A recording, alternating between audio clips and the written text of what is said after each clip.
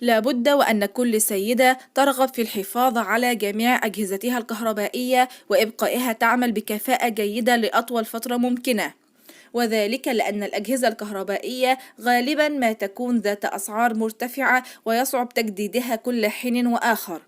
ولكن المشكلة هي أن تلك الأجهزة في عرضة دائما للعديد للمشكلات نتيجة لكثرة الاستخدام، خاصة الأجهزة التي توجد في المطبخ مثل البوتاجاز والذي سيكون هو موضوعنا اليوم. أنا جهاد شوقي الحديدي ودي قناتي. لو أول مرة تشوفوا القناة اعملوا اشتراك وفعلوا زر الجرس علشان يوصل لكم كل جديد، ولو الفيديو ده عجبكم واستفدتم منه اعملوا لايك علشان يوصل لأكبر عدد من المتابعين. أساسيات تطول من عمر البوتاجاز الافتراضي. من المهم أن يتم وضع البوتاجاز في مكان مناسب منذ البداية بحيث يكون جيد التهوية وقريبا بشكل كافي من الشفاط أو نافذة المطبخ، بشرط ألا يكون مواجها لتيار الهواء حتى لا تتحرك النيران. من الأفضل إزالة سلك المقبس من الكهرباء عند عدم الحاجة إلى استخدام البوتاجاز، وهذا في حالة أنه يعمل بالكهرباء.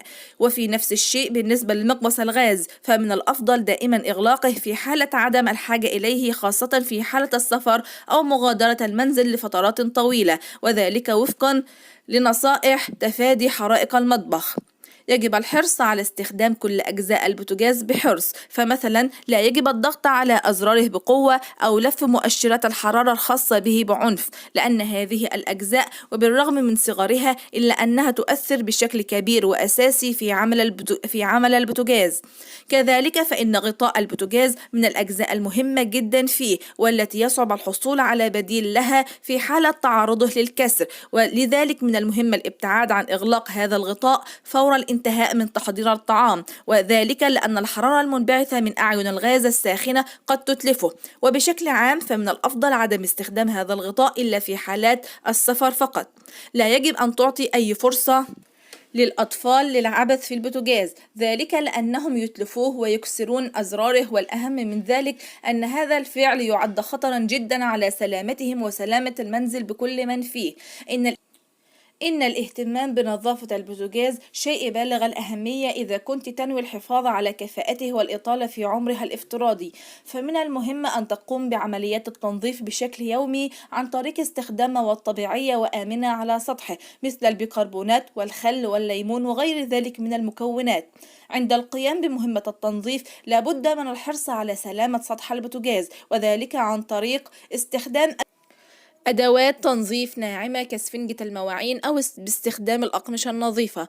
إن تنظيف أعين الغاز والتخلص من انسدادها لا يقل أهمية عن تنظيف البوتاجاز نفسه أو عن أي من الخطوات السابقة، فتراكم الدهون والأوساخ داخل هذه العيون يقلل من كفاءتها في العمل ويصعب عملية إخراجها للغاز الطبيعي.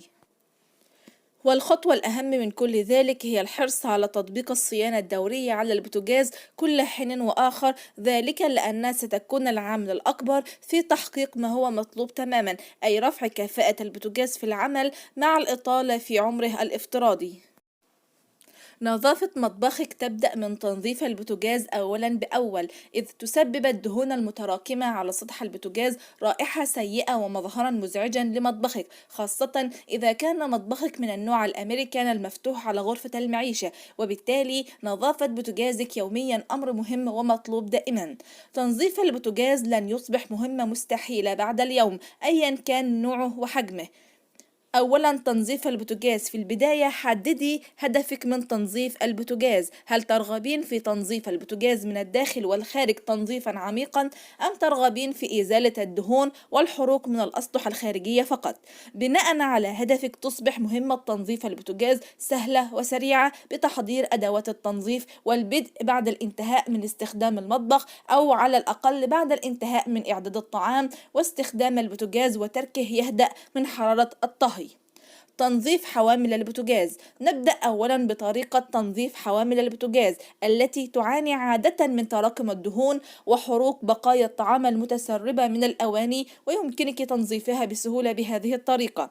فكي حوامل البوتاجاز وانقعيها في إناء به ماء ساخن وصابون مواعين وبيكربونات الصوديوم لمدة ليلة كاملة. في الصباح أزيلي الدهون بسهولة بقطعة إسفنج خشنة أو سلك مواعين، وستجدينها تتساقط دون مجهود يذكر. بعد ذلك اشطفيها بالماء المخلوط بالخل واتركيها تجف قبل وضعها على البوتاجاز للاستخدام. يمكنك استخدام نفس طريقة تنظيف حوامل البوتاجاز لتنظيف عيون البوتاجاز أيضا. تنظيف مفاتيح البوتاجاز. مفاتيح البوتاجاز من الأماكن التي تتعرض للكثير من الأوساخ والدهون أثناء إعداد الطعام. مع الوقت تتكون هذه الدهون حول المفاتيح لتعوق استخدامها وربما تفسدها، لذلك فإن تنظيف مفاتيح البوتاجاز بأول أمر في غاية الأهمية، ولا يمكننا أن نغفله في عملية تنظيف البوتاجاز يوميا. طريقة تنظيف مفاتيح البوتاجاز كالتالي: احضري وعاء به ماء ساخن ونصف فنجان من الخل وصابون المواعين. استخدمي اسفنجة خشنة في إزالة الأوساخ العالقة بمفاتيح البوتاجاز، ثم بفوطة جافة ونظيفة امسحي المفاتيح جيدا وجففيها من الماء والصابون.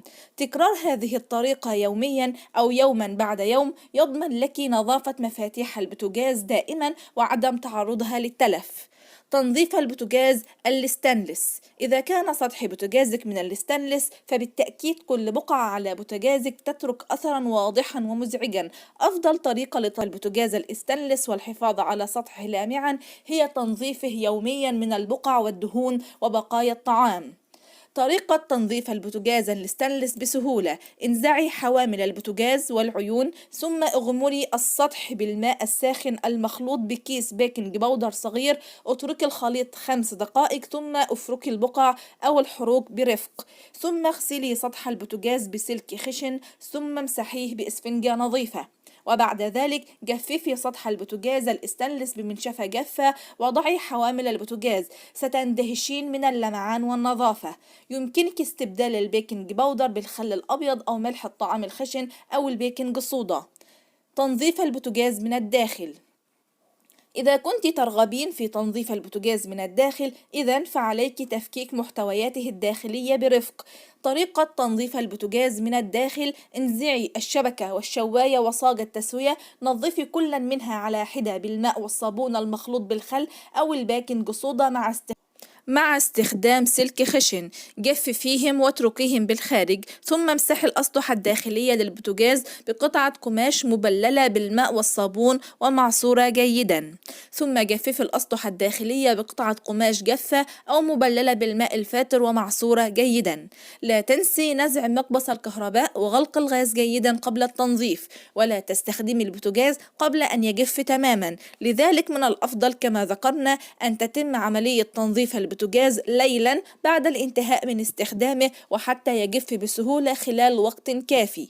والآن عزيزتي كما رأيت فإن تنظيف البوتاجاز لا يحتاج للمواد الكيميائية الضارة أو حتى لتخصيص وقت كبير من يومك، بل كل ما في الأمر هو تخصيص عدة دقائق يوميا لتنظيف البوتاجاز من الداخل والخارج، وبالتالي يصبح مطبخك نظيفا بمجهود بسيط وتكلفة قليلة.